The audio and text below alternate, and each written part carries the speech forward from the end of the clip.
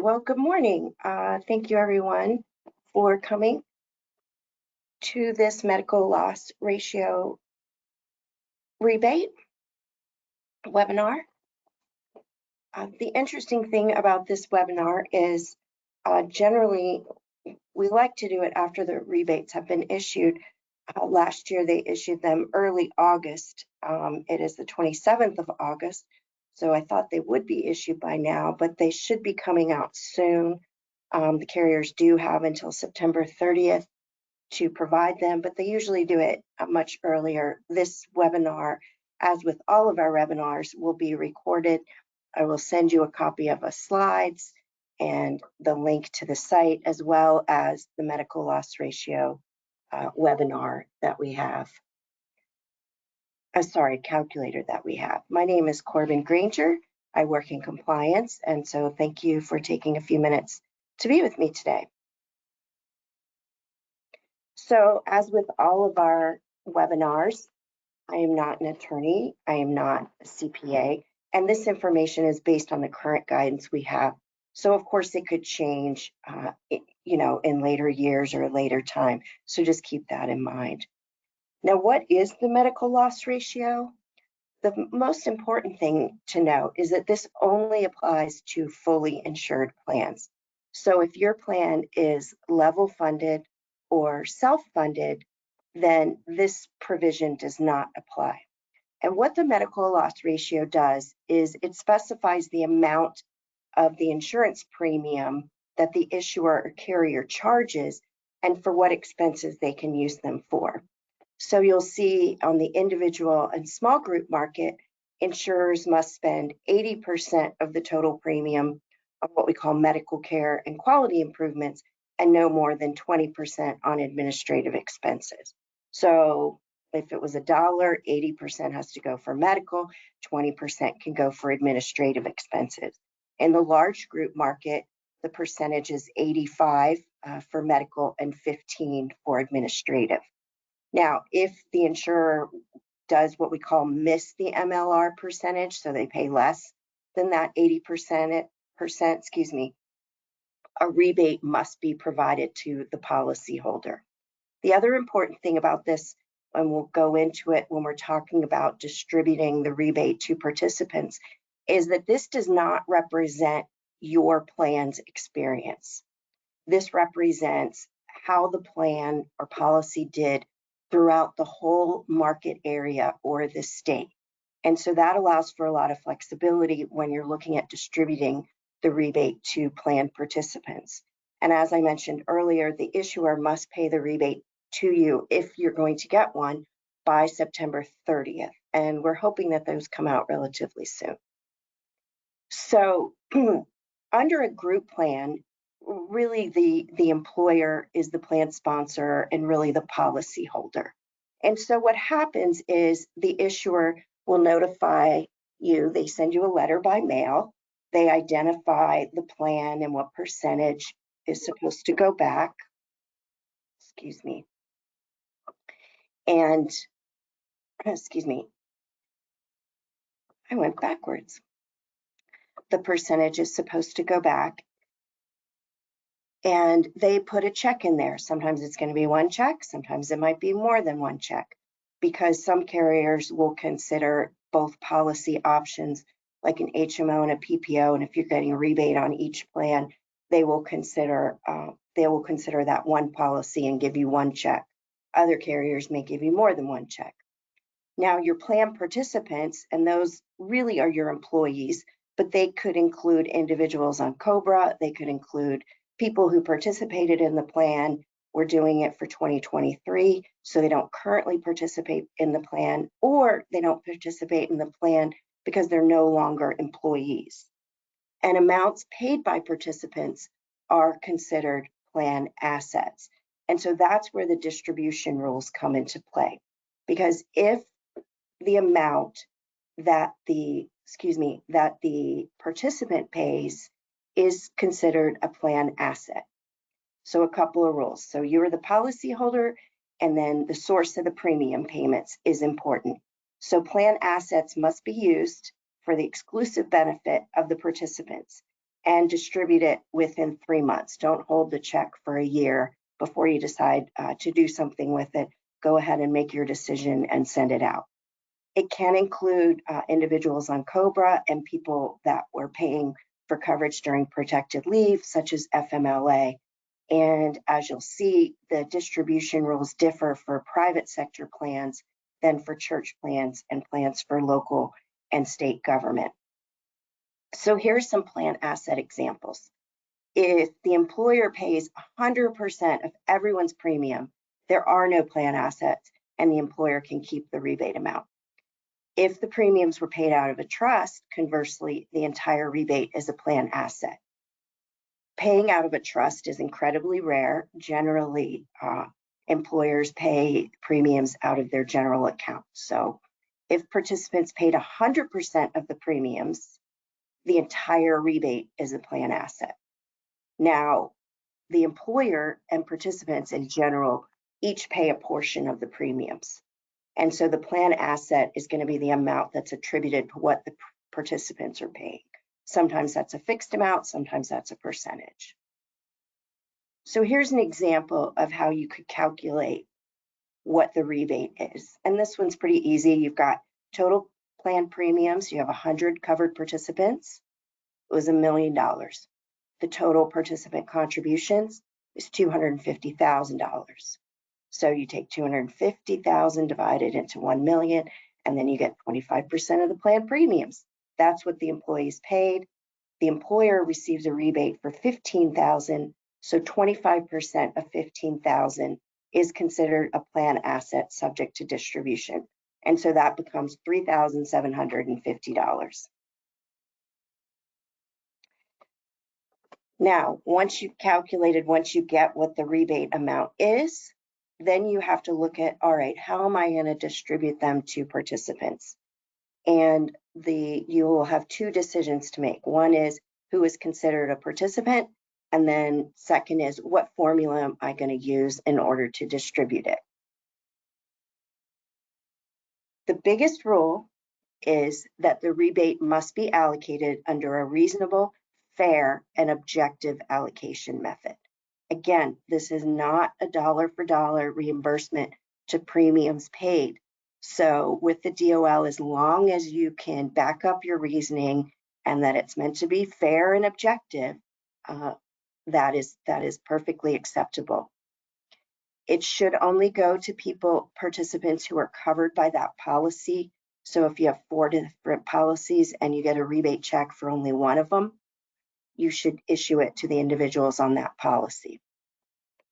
Now, there is no what they call a de minimis rule to giving it to former participants.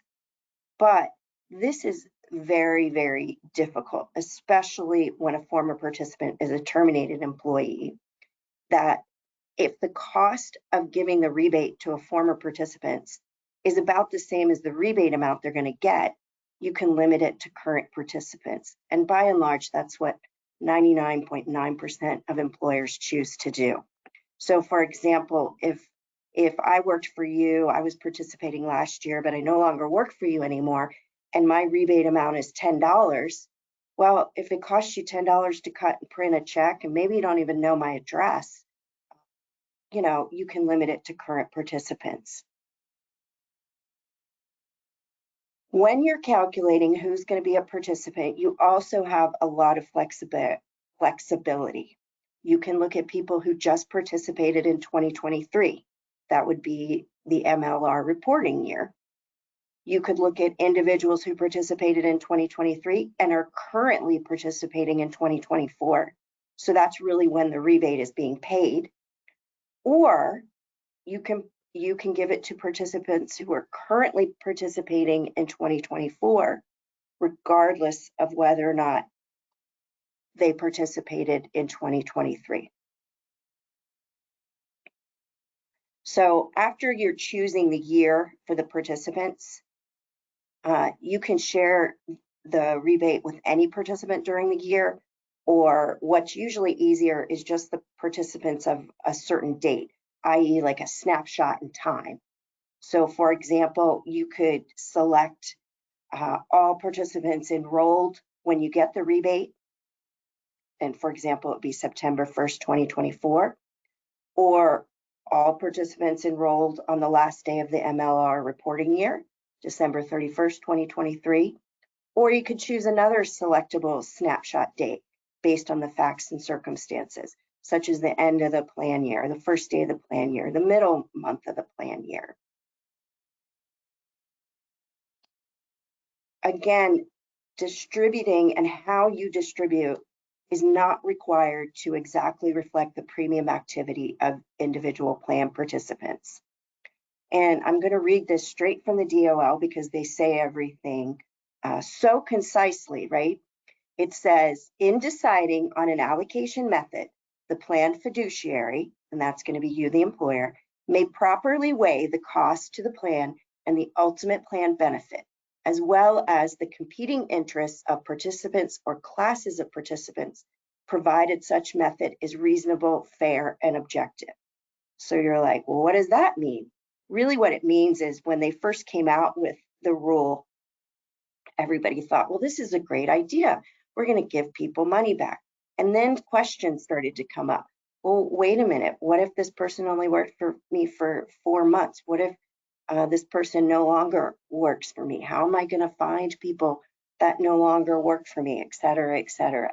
And so the DOL came up with guidance to say, you know what, as long as it's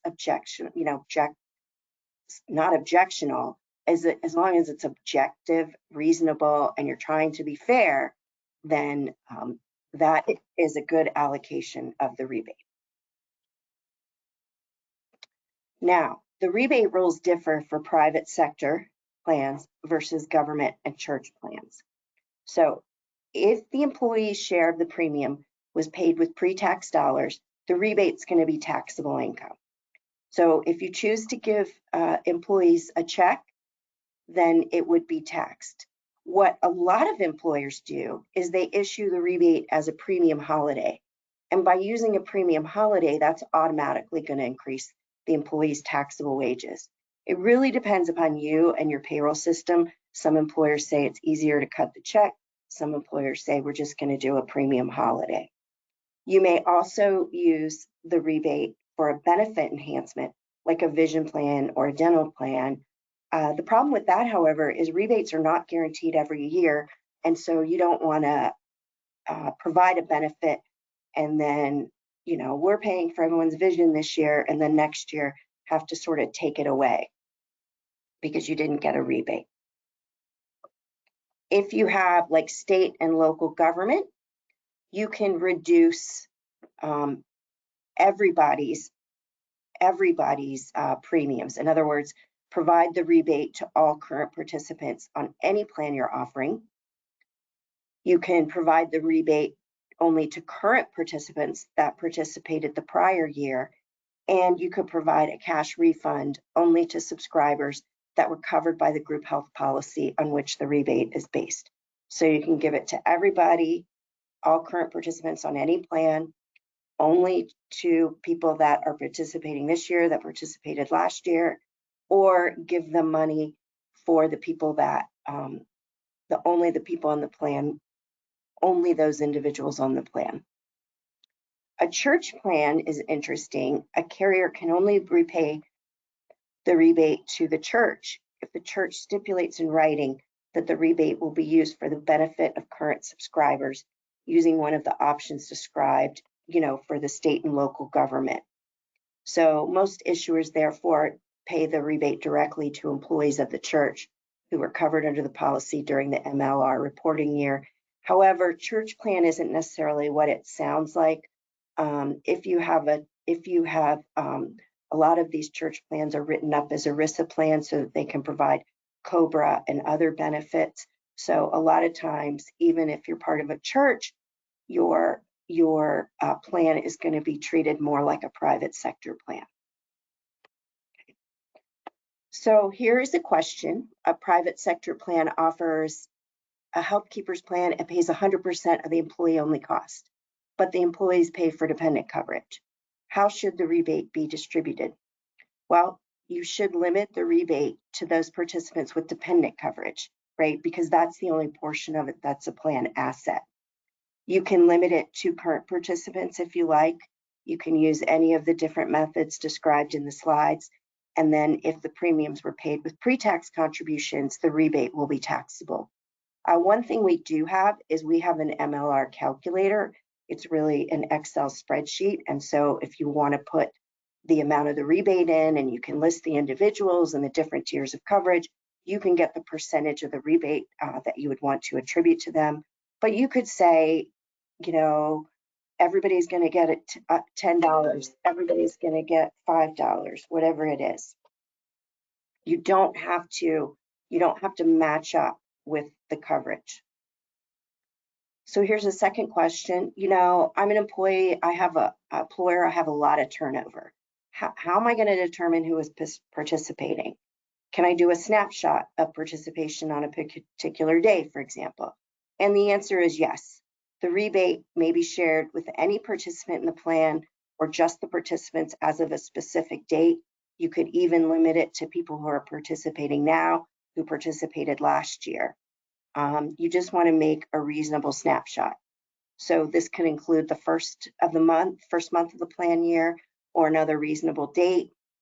And if it's too much, again, if it costs you more in time and energy to provide it to former participants and it's close to the amount they would get, you can limit it to current participants.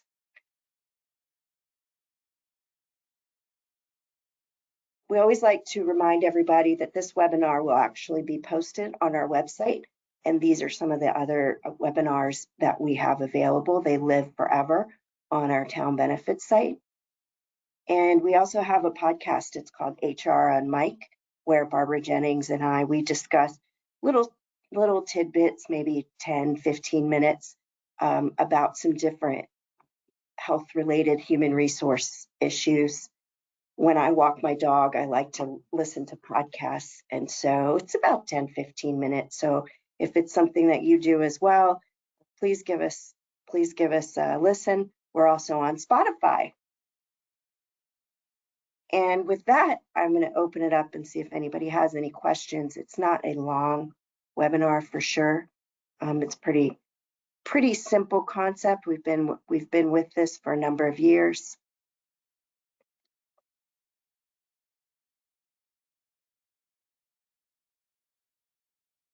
All right, well, I don't see any questions.